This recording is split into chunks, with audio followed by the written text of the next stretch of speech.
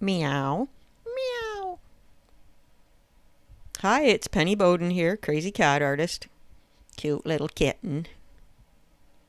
Going 4 times the speed here and voicing over. Just placing those kitty parts. Really want to capture that big-eyed, wide-eyed wonder look in a kitten. Lots of extra lines here, but they'll disappear. Well, they won't really disappear, I guess, but they'll kind of turn into background tone. I get rid of some, if they're interfering with where I'm drawing.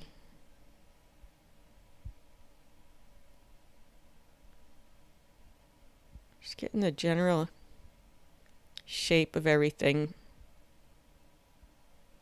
And a suggestion of tabby marks.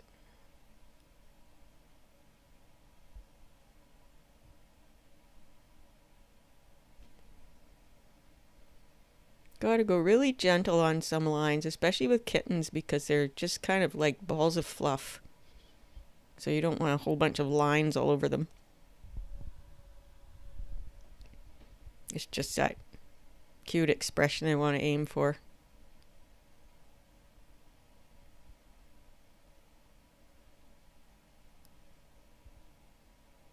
And that wide-eyed, I can really make that wide-eyed wonder look by really circling around the rims of the eyes.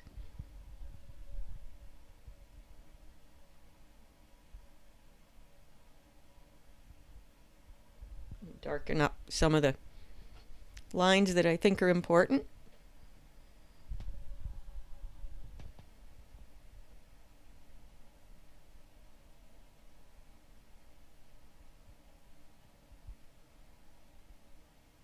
I like to think of kitten ears as little triangles emerging from balls of fluff.